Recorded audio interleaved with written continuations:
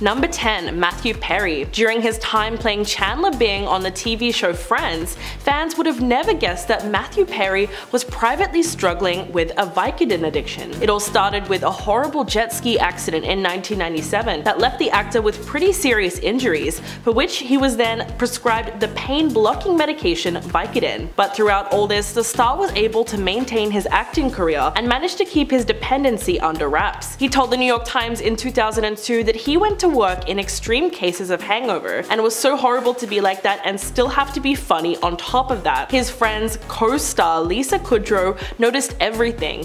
Quote, "When Matthew was sick, it was not fun. We were just hopelessly standing on the sidelines. We were hurting a lot." Sometime later, the beloved actor confessed that the series was causing him immense stress, which subsequently made his addiction worse. But throughout all of this, Perry has a positive outlook on life. Quote, "The best thing about me is that if an alcoholic comes to me and says, 'Will you help me stop drinking?' I will say, 'Yes, I know how to do that.'" So it's amazing that he's now able to help others who are in the same situation. Number 9. Machine Gun Kelly. In a candid conversation with Dave Franco for Interview magazine, the 32-year-old singer revealed that he was dealing with a secret dependency on illicit substances while writing and recording music. He said that he believed that this is how you attained a certain level or unlocked something in your brain. Quote, "Adderall was a huge thing for me for a long time, and I went from orally taking it to then it, and then it became something where I was scared to ever go into a studio if I didn't have something." Kelly went on to say that he wouldn't even step out unless there was a medicine man who was going to visit him and give him what he needed. Quote, "And that's where it becomes a problem.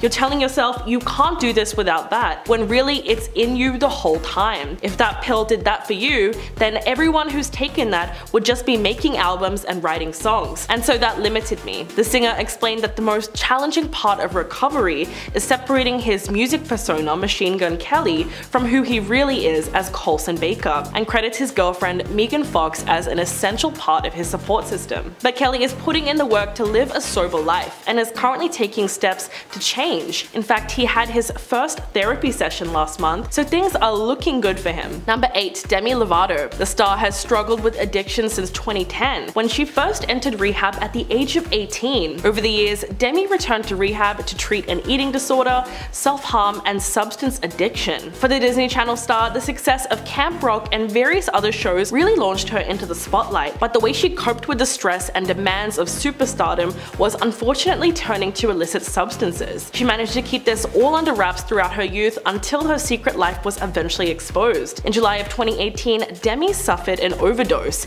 and she spent several days in the hospital before going to treatment later that summer. In August, she told her Instagram followers that she was hospitalized, and she released the following statement on Instagram. Quote, "What I've learned is that this illness is not something that disappears or fades with time. It's something I must continue to overcome and have not done yet." Since then, her journey through the ups and downs of sobriety has helped many people, and she has since been able to speak openly about her addictions. In the number 7 spot is she lost her dad. Lizzo has openly talked about her father's death and the fact that she was the last one to find out when it happened. Her father Michael was in his 50s when he suddenly passed away. Lizzo was actually living in a different city than her family when she got the news that he had died, but she explains that she was the last person to find out about it because she missed the call. She just so happened to be showering at the time that the news broke, and when she got out of the shower she had a bunch of missed calls and texts, so she ended up getting a hold of her sister who told her the news. She talks about it so openly because he is the reason she pursued music and took up the iconic flute playing. She says that he always encouraged her to continue playing the flute, no matter how uncool people said it was, and he was super supportive of her music dreams. At his service, she said goodbye by playing a heart-wrenching and beautiful tribute on her flute. Number 6. Jamie Lee Curtis. It was 1998 and the iconic Scream Queen was cooking dinner for her and her 2 children in her LA home. And doing what she usually did,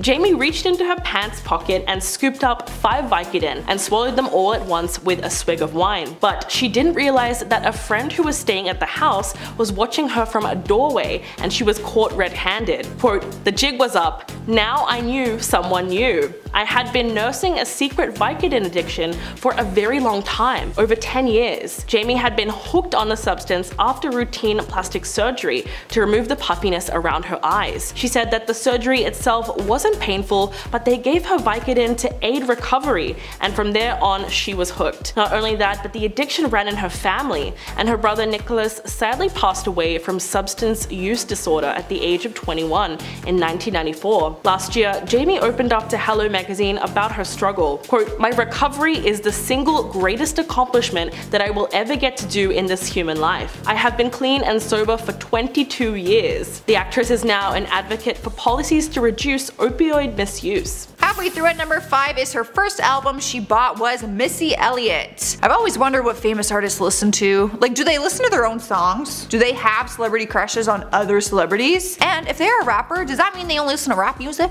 Or do they country, pop? Like, these are actual valid questions that I have. But Cardi was once a regular girl like all of us, and we all have our own taste in music. Growing up, we would buy our favorite CDs, or we would download songs onto an MP3 player. Well, in my generation, anyways. Turns out Cardi's first album was Missy Elliott, and she has been fangirling over her ever since. She has no problem admitting that she looked up to her, and she is what inspired her own music career, which is why she freaked the F out when she finally got to meet her. She met her at the Warner Music Group pre-Grammy party and snapped a picture with her. After posing for the picture, Cardi filmed a video of her screaming, "I met Missy Elliott, I'm a hype." Missy just smiles in the video, and Cardi looks like the happiest person on earth. Like a kid seeing Disneyland for the first time. Number 4. Jamie Campbell Bower. The 33-year-old British actor began his ascent to fame in Sweeney Todd, the demon barber of Fleet Street in 2007 alongside Johnny Depp. He was then cast in Twilight New Moon as the ancient leader Caius, and starred as a young Gellert Grindelwald in Harry Potter and the Deathly Hallows Part 1 the following year. Today, Jamie is best known for playing the villain Vecna in Series 4 of Stranger Things, but has since revealed that he has been suffering from substance addiction in his early years. The actor posted a 2-part tweet telling fans about his problems with substance misuse and his time in hospital receiving mental health treatment. Quote, 12.5 years ago, I was in active addiction, hurting myself and those around me who I love the most. It got so bad that eventually I ended up in hospital for mental health. But he went on to assure fans that he is now 7.5 years clean and sober. He admitted that he had made many mistakes in his life, but each day is a chance to start again, atone for mistakes and grow. He ended the tweet with an inspiring message by saying that he is so grateful to be sober and that all of us are works in progress. Alright, we are at number 3 with the fact that she didn't write Truth Hurts. This song has actually been out for more than 2 years, but it wasn't until this year did it make its way onto the Billboard Hot 100 list. After the song blew up and Lizzo shared the achievement on Instagram, a music producer named Justin Raisin came forward claiming that it was actually his. He posted a video to his Instagram saying that she plagiarized a song he wrote during a writing session back in 2017 called Healthy. He compared the songs and showed that they have similar riffs and both start with the legendary line, "I just took a DNA test, turns out I'm 100% that." Now, at first I was like, oh, now you want to come out and say that it's yours because it's a massive success? But apparently he's actually been trying to fight for credits for the past 2 years, and he put this song in dispute when it first came out back in 2017. Lizzo has explained that the line actually came from a tweet meme that she saw online that made her feel like she was 100% that. So she sang the line during the demo and then later used it for her song. So she's giving a songwriting credit to the person who created the initial tweet. And that's it. Number 2. Travis Barker. The Blink-182 drummer was in a horrific plane crash in 2008 that killed everyone on board except for him and one passenger. Although Travis survived, his 2 closest friends, Chris Baker and Charles Still, lost their lives that day. The only other survivor, his friend Adam Goldstein, died the following year. In the aftermath of all the tragedy, Travis spent 3 months in the hospital and had to have 26 different surgeries performed on him and multiple skin grafts to treat his various injuries from the crash. But what's truly amazing here is prior to the accident, Travis had been suffering from an intense addiction to opioids for several years, as it was only the life-changing crash crash that altered his mental state enough to ditch the substances. He told Men's Health, quote, "People are always like, did you go to rehab? And I say no, I was in a plane crash. That was my rehab. Lose 3 of your friends and almost die? That was my wake-up call. If I wasn't in a crash, I would probably never quit." Travis said that he used to smoke an excessive amount of a certain leafy green substance and used painkillers as a method of coping with his fear of flying that he developed osteoporosis. In fact, in the hospital for 11 weeks following the crash, Travis frequently regained consciousness during surgeries because his opioid tolerance was so high. And coming in at number 1, Robert Downey Jr. The actor is now one of the most notable and inspiring cases for sobriety. Robert Downey Jr. has had a phenomenal Hollywood comeback story and is now one of the most bankable and highly paid actors in show business, starring in blockbuster comic book films like Iron Man and in the Avengers, but the actor spent most of his early career under the influence, leading to high-profile arrests and a string of rehab visits. His addiction started during childhood and was allegedly encouraged by his father, Robert Downey Sr., who also had a substance use disorder and allowed his son to try a leafy green substance at only 6 years old. According to a 1996 People article, the illicit substances actually facilitated an emotional bond between the two, and so for years, addiction was incredibly difficult for Downey Jr. to break away from. It was only when his wife, Susan Downey, revealed in 2003 that she gave her husband an ultimatum that he decided to quit for good. And apparently, it stuck, because 10 years later, in an interview with Daily Mail, the actor credited a combination of 12-step programs, yoga, meditation, and therapy for keeping him sober. Beginning the list at number 10 is she was a member of the Bloods gang. Rumors started after Cardi dropped her single called Bodak Yellow, where she rapped the phrase, "These is bloody shoes." People started to claim that she had connections with the gang, or she did in the past. But the rapper herself later confirmed it during an interview with GQ. She was part of the gang, in some ways still is, and yes, she regrets ever getting involved. She told her story saying, I quote, "When I was 16 years old, I used to hang out with a lot of agonizing cliff diver bloods. I used to pop off with my homies, and they'd say, yo, you really get it poppin', you should come home, you should turn blood. And I did. Yes, I did." She describes it and says it is similar to a fraternity or a sorority. It wasn't about the violence or money for her, but she wants young girls to know that they should not join one. Cardi remained silent about it for so long because she didn't want to lose endorsement deals or have it affect the chances at her getting a big signed contract deal. Now that she has that, she said, "I wouldn't want a young person, a young girl, to think it is okay to join it." Despite it not rooting Cardi's career, once you have that connection to a gang, it never goes away, and it can be incredibly dangerous. Up next, number 9 is she doesn't have a driver's license. She has no problem rapping about expensive cars, and she even owns Lamborghinis and Bentleys of her own, but usually people who drive these sorts of cars have their driver's license because they want to drive them. She is not one of these people. She's openly talked about the fact that she owns 5 wildly expensive cars that she can't even drive. And she proved it to the world during an episode of Carpool Karaoke, where she got behind the wheel of James Corden's Range Rover in a parking lot, of course. They had set up cones and flags to try and teach her how to drive through a mini driving course, but she failed miserably. They even had her try to parallel park for the first time, and she ended up backing up over a camera. But James asked her what we are all wondering: why own so many cars if you can't even drive them? She responded by saying, to take pictures with.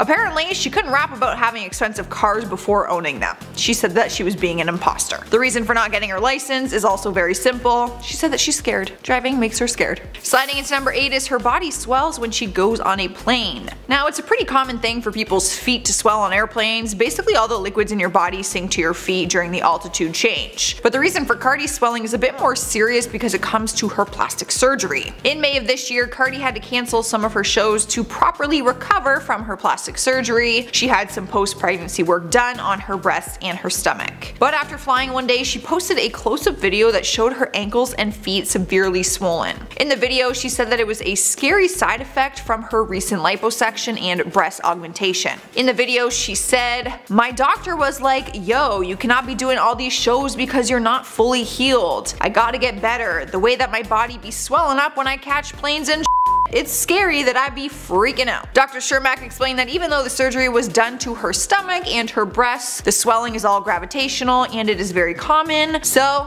Cardi will be just fine. Number 7. Ben Affleck. The actor has long been vocal about his sobriety throughout his career, starting with his openness about his family history and rehab stays. But it wasn't always this way.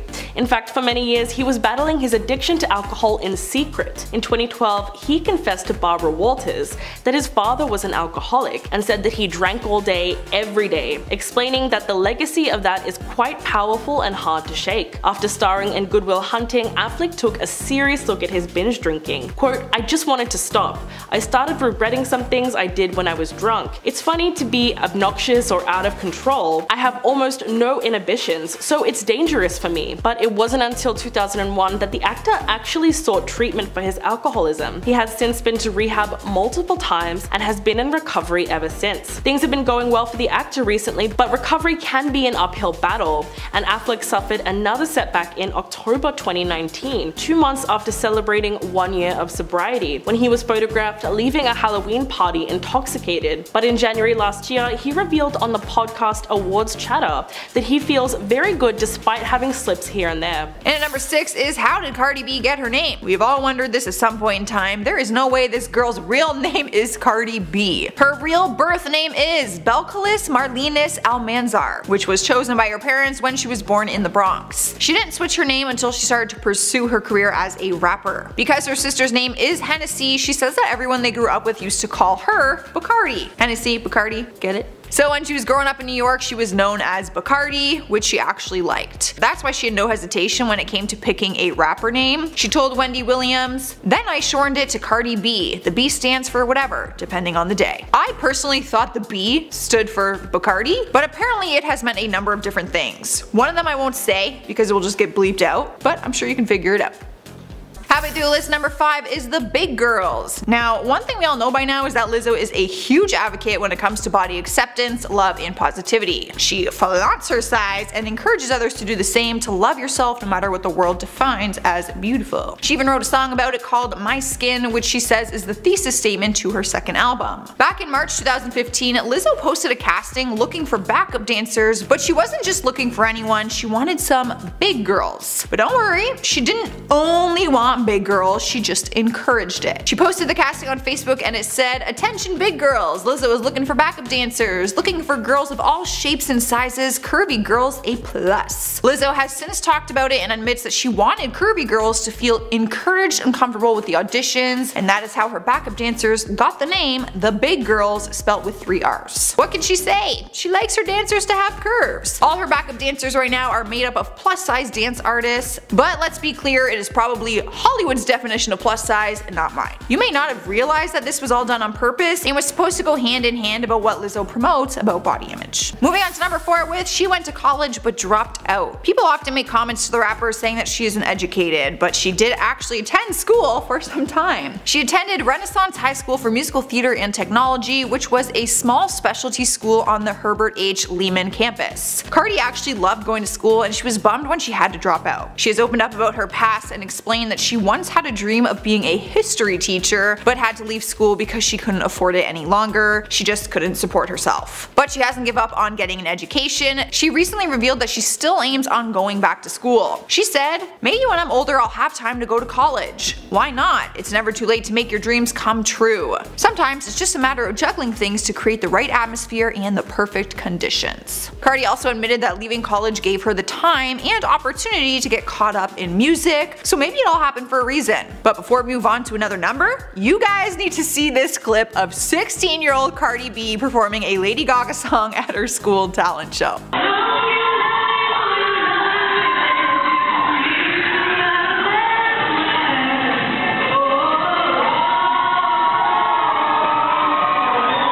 Number 3, Bradley Cooper. In a new episode of the Smartless podcast, hosted by Will Arnett, Jason Bateman, and Sean Hayes, Bradley Cooper opened up about the addiction struggles that haunted his 20s and how a friend jump-started his journey to recovery. The Oscar-nominated actor said that when he moved to LA for his role in Alias, he felt like he was back in high school, which ruined his self-esteem. Quote, "I couldn't get into any clubs, no girls wanted to look at me, I was totally depressed." He was later fired from the series and was dealing with an injury to his Achilles tendon at the same time. During this trying time in his career, he turned to coke and his addiction slowly got worse over time.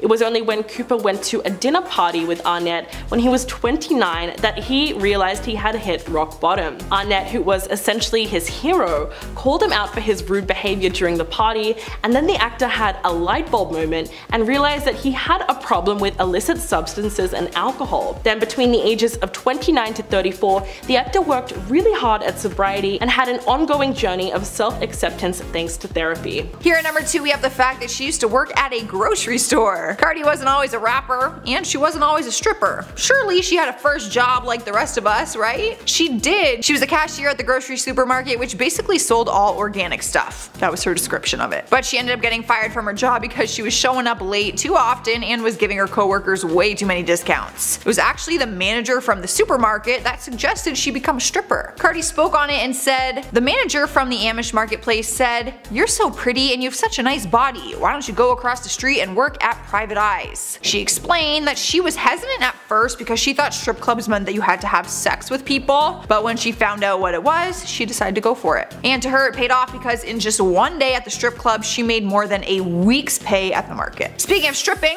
at number 1 is stripping saved her life. It is no secret that she made a living from being an exotic dancer, but she claims that it was a saving grace at that point in her life. She was kicked out of her mom's house, so she moved in with an abusive ex-boyfriend's home where he lived with his sisters and dogs. She revealed that the home was filled with bed bugs and she had horrible asthma due to the 2 pit bulls that he had. His sister would also steal the little bit of money and weed that she had, and she just said that she felt trapped. Even though he was cheating on her and abusing her, she said that she had nowhere to go because she literally couldn't afford it. It was actually stripping that gave her the financial freedom and confidence that she needed to get back on her own 2 feet and move out of that place. From there, she was able to create a life of her own, and that is when she started to get noticed online. So she left the strip club and started hosting club events as an Instagram influencer. Starting off the list, number 10 is Lizzo is not her real name. Well, I'll be damned. The 31-year-old is really making a name for herself in the music industry right now when it turns out that Lizzo is her stage name, which some people might have figured out by now. So what is her real name and why did she go with Lizzo? Her real name is Melissa Vivian Jefferson. She was born in Detroit, Michigan, but later moved to Houston, Texas with her family. Music was a huge part of her childhood. During an interview, she said, "There was a lot of freestyling on the school bus, there was a lot of freestyling in the cafeteria, and there was a lot of freestyling on the radio. I would call into this morning show and try to get through so I could do a freestyle." Like many other kids do, Lizzo and some friends created a rap group called the Cornrow Clique.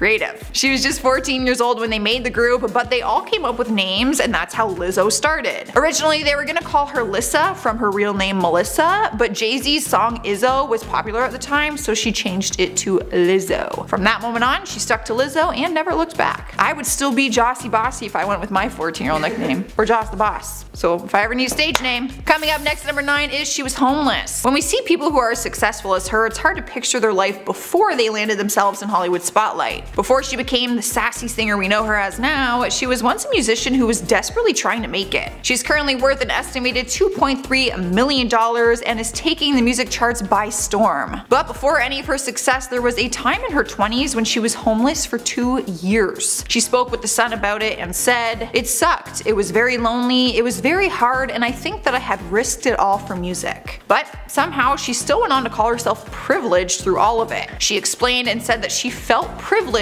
at the time for being able to sleep on the floor of her drummer's house, sleep in her sister's car, and being able to sneak into the 24-hour fitness gym to use the showers. Bless her soul. What a saint. Sliding to the number 8 spot is she was trained in classical music. The hip-hop artist took the world by storm when she whipped out a flute on stage and played it. And not in like some sort of fun comedy sketch way, she actually played the flute, and she's incredibly skilled with it. Turns out the artist is trying to bring the flute along with classical music into the current hip-hop generation. She started learning how to play the flute at a very young age and joined the marching band at school. She later went on to Houston University where she majored with a music scholarship to train in classical flute performance. I didn't even know that they offered programs flute. When she first showed off her flute skills, people were quick to call it fake, saying that she was just pretending to play. And like anyone else would be, she was frustrated. She trained in classical music and has played the flute for 20 years. Imagine someone trying to take that from you and saying you're faking it. Lizzo clapped back by posting an acrobatic flute riff on her Instagram, and she captioned it, "For the weirdos that think I have the time to fabricate a flute backstory, rent a flute to tour with, and pretend to play." That's right, she uses her own flute, and it even has its own Instagram account. Her name is Sasha, and if you want to follow it for some weird reason, the handle is @SashaBeFluting. In the number 7 spot is she has a younger sister. For some reason, I just assumed that Cardi didn't have any siblings. I'm not really sure why. I don't think she talks about her that much. I don't know. I was just left in the dark when it came to her having siblings. She has a younger sister named Hennessy. And no, that is not a made up name like Cardi's. Her real name is Hennessy Carolina. Like her older sister, she too is becoming a star, but for a different talent. Hennessy is now a social media star after she started uploading a series of videos about her career as a stripper. Some of them went viral on Instagram and TikTok. The 22-year-old sounds just like Cardi. They share a lot of those crazy sounds and facial expressions and that very interesting slang. When asked how she got her name, she says it came from her dad, who went straight to the delivery room after a party where he had been drinking his favorite, Hennessy. He suggested it as their daughter's new name, and apparently Cardi's mom also really liked it, so they went with it. At number 6 we have Lizzo was on reality TV. 2019 has been quite the year for her. She's been burning up the charts and slaying on the award show stages. But some of her fans might have seen her in a very unexpected place. She actually performed on the show called Made in Chelsea back in 2014. In her scene, she was performing a song during a cutaway scene while the rest of the cast is dancing to the music. Jamie Lang, Lucy Watson, and Binky Felstead can all be seen in the crowd as Lizzo belts out a rendition of Blondie's Rapture. She looks hella different too. She is rocking some mane of blonde curls on the show. Definitely not somewhere you would expect to see her, and definitely not the hair you would expect to see her wearing. But I guess we all start somewhere. Number 5. Dax Shepard. The actor, podcast host, and husband of Christian Bale has famously talked about his recovery process. In his podcast, The Armchair Expert, Dax said that he was proud to have been sober from alcohol and for the past 16 years, and that he wanted to be open and honest about his recovery journey in order to help others who might be struggling with active addiction. But talking about it wasn't always easy for him. In fact, earlier this year, he said he initially didn't want to go public with the relapse out of fear of losing his connection with people. The actor also reflected on his rock bottom and how his infamous 2004 interview with Conan O'Brien almost derailed his career entirely. Dax did the pre-interview with Conan while blackout drunk. Quote, "I show up on the show, I don't know what he's talking about, I can tell he's queuing me up for stories I've told, but I don't know any of the stories, so I'm just doing what I can to be funny out there and I am a mess." During the interview, he noticeably slurred his words before falling off the side of his chair and accidentally flipping the coffee table that was in front of him. But he's come a long way since then and now uses his experience to talk openly about addiction and sobriety in a way that is both funny and relatable.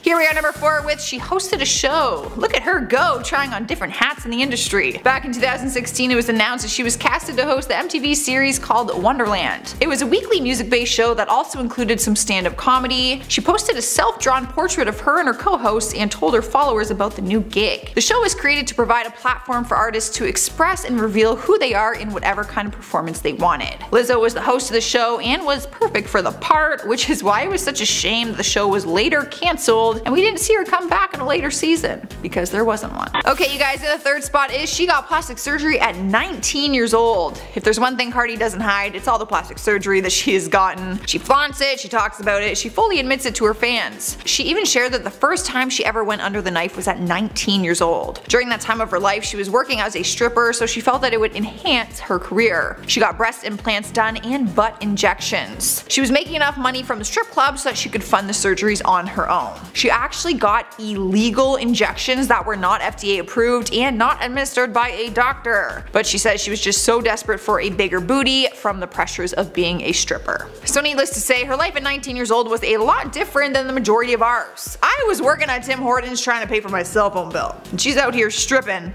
for a boob job. What a world. And spot number 2 is she doesn't identify with gender or sexuality. Just another reason why a lot of people adore her. She promotes body positivity, but she's also a huge advocate for the LGBTQ community. She often encourages people to be whoever they want and to own it. During an interview with Teen Vogue, she explained that she herself does not conform to a certain gender or sexuality. She said, "When it comes to sexuality or gender, I personally don't ascribe to just one thing. I cannot sit here right now and tell you that I'm just one thing. That's why the colors for LGBTQ are a rainbow, because there's a spectrum, and right now we try to keep it black and white. That's just not working for me." She was named one of the top 50 people on the Pride 50 list, which is a list of people who actively ensure that society remains moving towards equality. And being the clever girl that she is, she even came up with a fun nickname for her fans. She calls them the Lesbians. Taking the number 1 spot on the list is she collabed with Prince. The rare occasion and honor happened for Lizzo back in 2014 when she was just a rising star. Somehow her dreams came true and she did a collaboration with the icon Prince on the song called Boy Trouble. It was written for his 2014 album that has a title that I cannot really say, but I will try anyways. Plectrum Electrum. I think that's right. The song also featured Lizzo's former bandmates Sophia Iris and Claire de Lune. When talking about the experience, she said it was like a fairy tale to her, as it probably would be for most of us. She also said that it was the moment that she felt some kind of validation as an artist, and that was when she was just getting started. So that's pretty impressive. Beginning our countdown list, number 10 is she is afraid of heights. That is right, she is a gal who wears ridiculously high heels, but actually has a real case of acrophobia, which is the fear of heights. Like many other fears, there really isn't an explanation.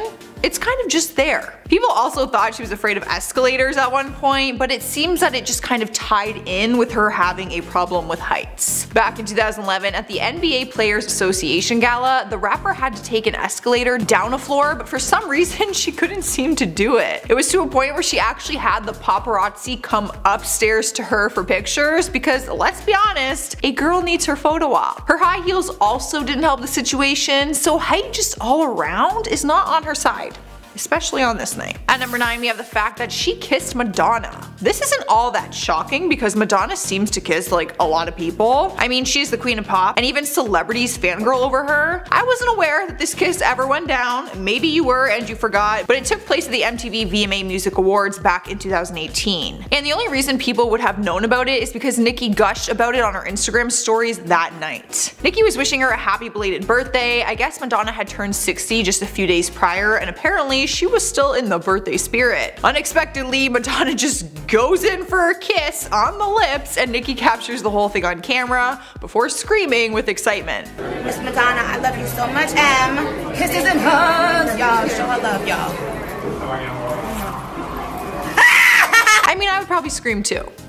I wouldn't mind a kiss from Madonna. Coming into the number 8 spot is a fact that might surprise you a little bit. She is a good cook. I don't know why this one shocked me so much. I guess I just didn't think she spent her free time in the kitchen. No disrespect, I just didn't realize how seriously she took her cooking game. On Thanksgiving back in 2016, the rapper posted a picture to her Instagram of a meal that she had prepared, which included some island staples like kingfish and plantains. It actually looks really good. She also made some other dishes that evening, which included oxtail, fried chicken, mac and cheese, yum, and curry chicken.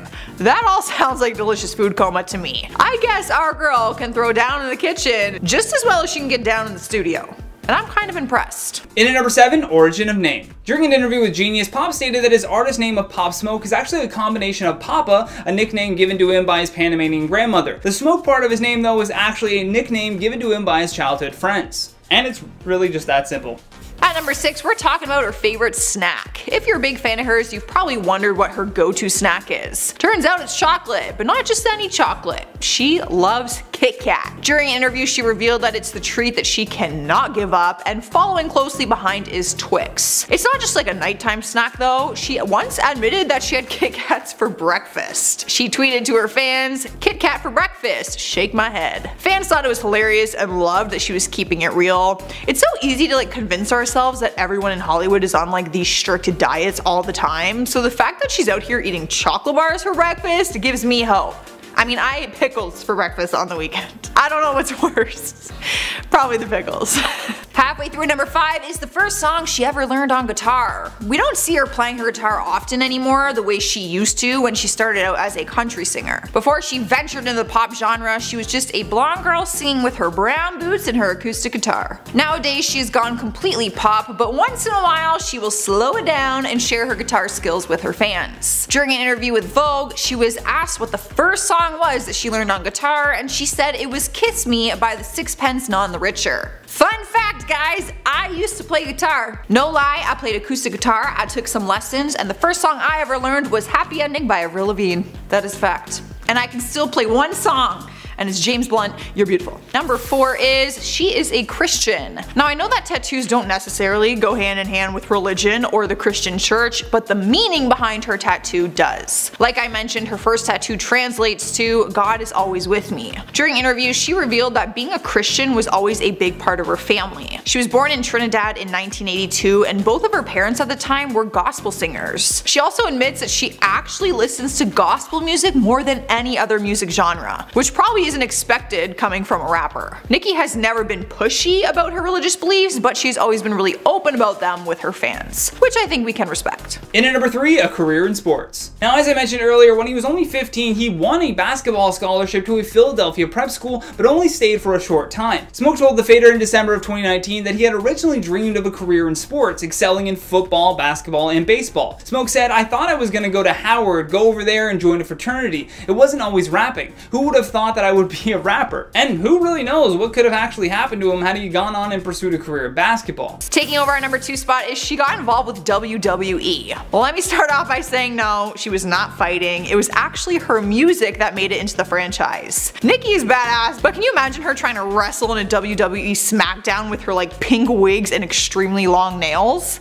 I just can't see it happening. It was back in 2004 that one of her verses in Don't Mess With was included as the entrance vocals for Victoria's big WWE entrance. The song had verses from Nicki, Lou Star, and Scaff B. It was also included in their Theme Addict WWE The Music Volume 6. You won't find it under her name though. She was actually credited for it as Nicki Mirage, which was her stage name at that time. Finally at number 1, she has been fired from 15 jobs. There are tons of stories about famous people struggling between jobs before getting their big breaks. And even though we know her as one of the world's most successful female rap artists, she was once working regular part-time jobs that she could not seem to keep. In my part 1 video, I shared that she once worked at Red Lobster but was fired for hooking her friends up with too much free stuff. But that was not the only job that she was fired from. Nicki opened up during an interview and said that she was fired from at least 15 jobs for similar reasons. Her words were, I had a bad attitude. Story of my life. Some of the jobs she was fired from were administrative assistant in customer service and an office manager for a Wall Street business.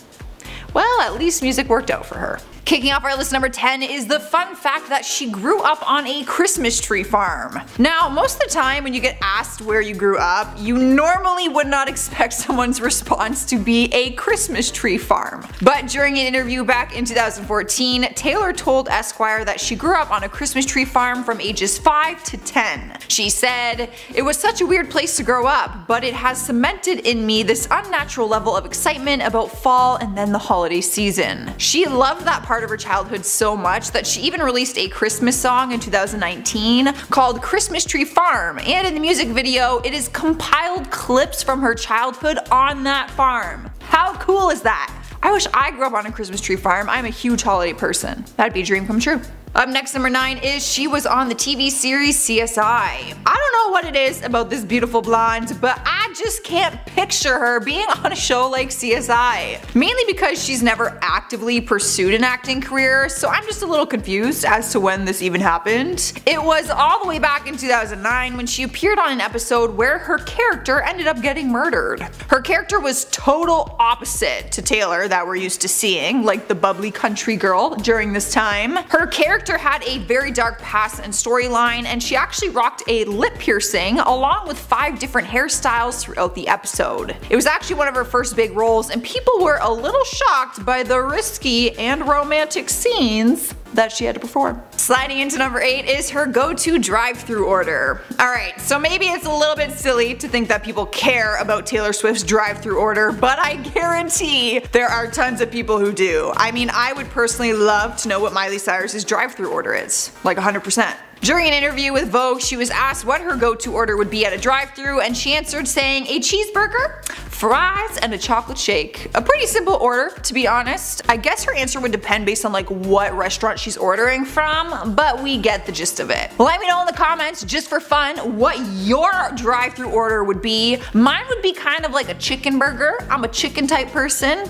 Some chicken nuggets with honey, and I would go for a chocolate shake. I can't have dairy, but I would do it anyway. Extra pickles on my sandwich too, obviously. Sliding to the number 7 spot, we have Nicki is obsessed with Judge Judy. We all have a celebrity crush or a guilty pleasure like a TV show that we just cannot stop watching. Well, for the rapper, it is Judge Judy in both cases. She expressed her love for the judge on Twitter and tweeted out, "Hands down, the baddest bitch on this planet is none other than Judge Judy. I wish she could be my BFF. Think maybe I'll ever meet her one day." She also confessed to her obsession during an interview with Billboard magazine, saying that she is addicted to the courtroom series. She spoke about it and said, "Judge Judy is just straightforward, but she doesn't realize that she's really, in her next life, a comedian." Honestly, I could not agree more. She is actually so funny without even trying. My best friend and I used to live together, and we legit watched Judge Judy at dinner like every day.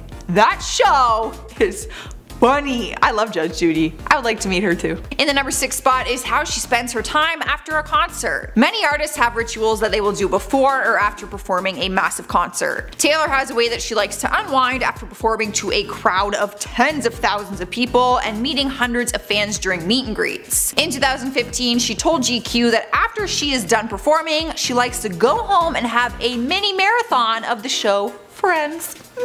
She said it is her favorite show that is currently not on the air, and by the sounds of it, Taylor and I would be very good friends. Get it? Friends? I love Friends. In at number 5, arrests. On January 17th, 2020, after returning from Paris Fashion Week, Pop Smoke was arrested by federal authorities at John F. Kennedy International Airport and charged with transporting a stolen vehicle across state lines. The vehicle was a Rolls-Royce Wraith valued at $375,000, whose owner had reported it stolen after Smoke had reportedly borrowed it in California for a music video shoot on the condition that it would be returned the next day. Investigators believe that he arranged for the car to be transported on a flatbed truck to New York. He posted a photo of himself in front of the stolen car on Instagram and on Facebook. The car was recovered by authorities at Smoke's mother's house in the Tennessee section of Brooklyn and sported Alabama license plates and tinted windows. Smoke pleaded not guilty and was released on $250,000 bail the same day. Sniping the number 4 spot is she was a horseback rider. This one isn't totally surprising after I said that she grew up on a farm.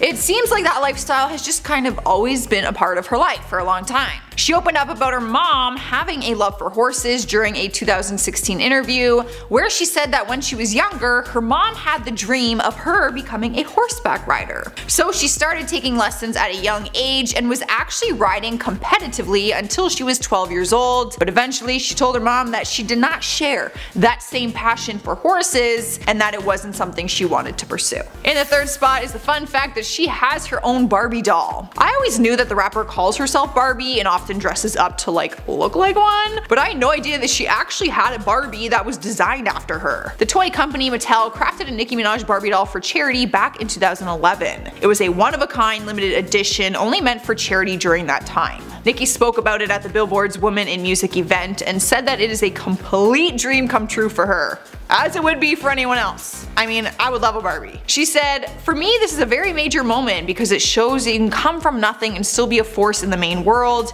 a businesswoman, and hopefully a mogul one day." The doll was available for auction and all proceeds were donated to the Project Angel Food, an organization that provides food for men, women, and children affected by HIV and AIDS. Taking over spot number 2 is she has 3 cats. So the real Taylor Swift fans won't be too surprised by this. Taylor is actually obsessed with cats. She is the definition of a crazy cat lady, and she openly talks about it. She has gone on the Ellen Show a few times and did segments based around cats, like the Kitty Corner, where she dressed up as an old lady and talked about cats with like photos of them hanging behind her in a shrine. Her cats' names are Meredith Grey, Olivia Benson, and Benjamin Button. She named her first Scottish Fold cat after the character Meredith Grey from the TV series Grey's Anatomy. Her second cat, Olivia Benson, was named after another TV character from Law & Order. And just in case you couldn't guess, so was the third cat. Benjamin Button was actually named after Brad Pitt's character in the film The Curious Case of Benjamin Button. Interesting. She should have named it after like other artists. Like, this is Ariana Grande. This is Ellen DeGeneres. She should name her next cat Ellen. Earning the #1 spot, she has written songs for other artists. Oftentimes in the music industry, we learn about artists who write songs for other people, and Taylor Swift is one to add to the list. She's been known to write her own music, but she also wrote Better Man for Little Big Town, and even a song for the Hannah Montana movie, You'll Always Find Your Way Back Home. Which was especially exciting for me because I'm a huge Hannah Montana fan, and I had no idea. So when I learned that, I was freaking out. In 2016, one of her PR reps also reached out to People and said that Taylor wrote This Is What You Came For Calvin Harris. I mean, this is a pretty impressive list to add to her resume.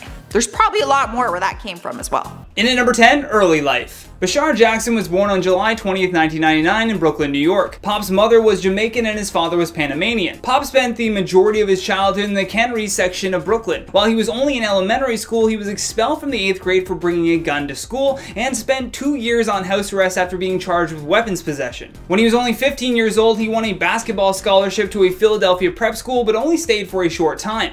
Instead of pursuing a career in sports, which we'll get to more of later, Pop decided to align himself with the Crips gang in New York City. This led to him selling drugs and leading down a bad path where he was now involved with some very violent gang members. Before his death, he even had to pull several shows because it was reported that rival gang members were in attendance. In at number 9, music career. Pop Smoke began his music career in 2018 while hanging around other recording artists like Jay Guapo during their studio sessions. Initially, he was remixing popular songs within the New York City drill music scene before embarking on creating original music. He also got his start kind of by accident. During those studio sessions, Smoke would be secretly recording his own vocals. Now that he was friendly with many people in this rising Brooklyn drill scene, Smoke would then combine his booming, smoky vocals with the sonics of Chicago and London drill, which led to him producing an explosive collection of street-driven anthems.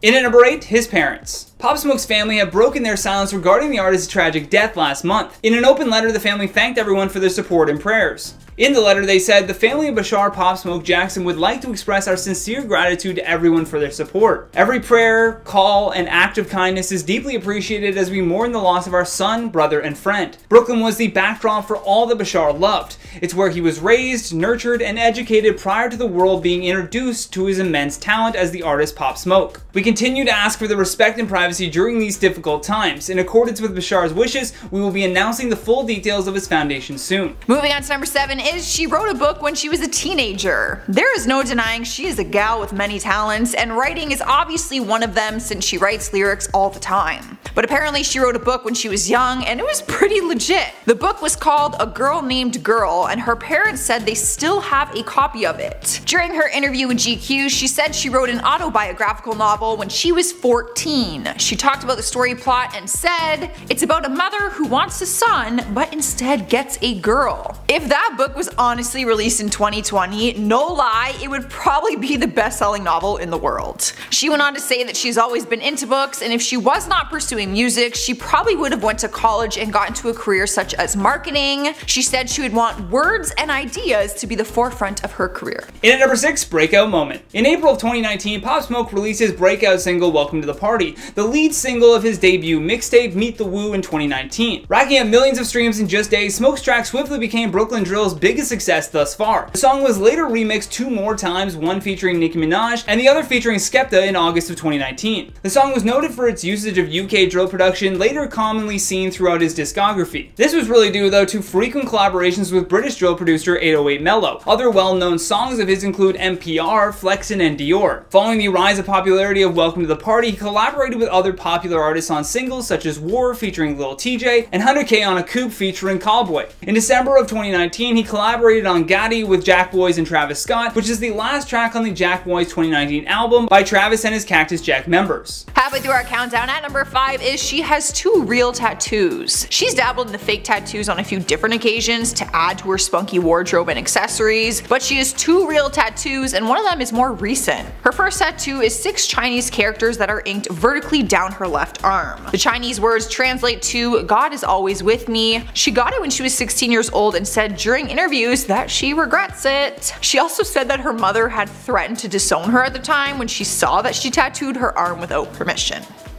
My dad said the same thing. But that did not stop her from getting another one down the road. Back in 2018, she got the word Barbie tattooed on her wrist in the same pink writing that you would find on a real Barbie box. So if you thought that it was fake, surprise, it's real. I've actually never noticed this tattoo before because it's just so like small and cute.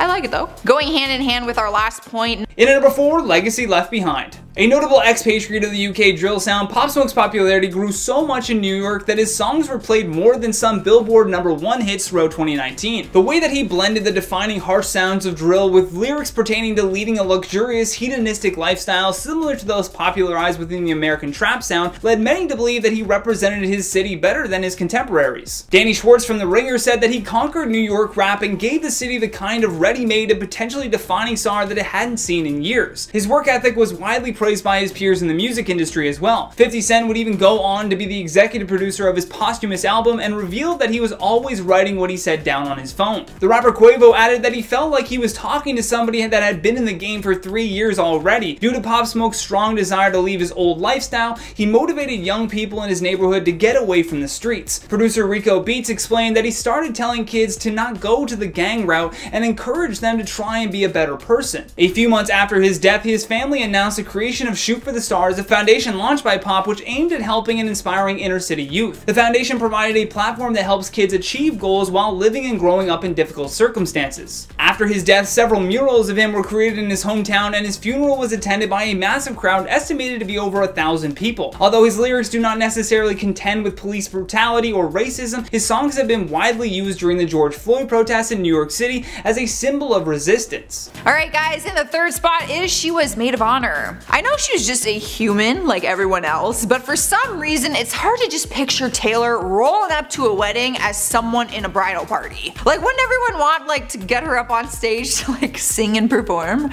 Turns out in 2016, Taylor returned to her hometown in Reading, Pennsylvania for the wedding of her childhood friend Brittany Mack. And like everyone else, Taylor did all the things that any maid of honor would do, even a big speech. Vogue reported that during her speech she said, "Real love doesn't mess with your head, real love just is, real love just endures, real love maintains, real love takes it page by page." Kinda sounds like her lyrics, and honestly, if that was me, I would probably just like go back in my notes and just use like song lyrics from songs that I didn't put out there yet. That's what I would do. In at number 2, posthumous album. Pop Smoke's manager Stephen Victor announced on May 14, 2020 that Smoke's posthumous debut album would be released on June 12, 2020. 50 Cent even gave praise to the deceased rapper and expressed interest in finishing the album. He also wanted to include possible features from Roddy Ricch, Drake, and Chris Brown. He also promised to get Pop Smoke's mother to an award show. And in April, a documentary on Pop Smoke's life was announced to be in the works as well. Pop Smoke's posthumous debut album, Shoot for the Stars, Aim for the Moon, was originally set for release on June 12, 2020, but was eventually released on July 3, 2020. It was met with massive commercial success as well, reaching #1 in several countries, including on the US Billboard 200. The entire album also charted on the Billboard Hot 100, led by tracks For the Night and The Woo. On July 20, 2020, on what would have been Pop Smoke's 21st birthday, a deluxe edition of the album was released. The upsetting thing was that he was also set to play at Wireless Festival in London on Friday, July 3rd, alongside A$AP Rocky and Young Thug. Last but certainly not least, on our #1 spot, cause of death. Pop Smoke died on February 19, 2020 after being shot twice during a home invasion in Hollywood Hills, California. According to authorities, 4 men entered the home at about 4:30 a.m. on February 19th, one of them wearing a ski mask and carrying a handgun. Police received news of the home invasion from a call from the East Coast. Although when police arrived at the home 6 minutes later and found Pop Smoke with multiple gunshot wounds, he was then taken to Cedars-Sinai Medical Center where he was pronounced dead. On February 21st, the Los Angeles County Medical Examiner revealed that the cause of Pop Smoke's death was a gunshot wound to the torso. Pop Smoke was then buried at Greenwood Cemetery in Brooklyn. Then on July 10th, 5 men were arrested in connection with his murder. 4 were charged with his murder, and their names were Corey Walker, 19 years old, Keandra Rogers, 18 years old, and 2 teens aged 17 and 15. Since the crime was committed during a robbery, the adults are eligible for the death penalty.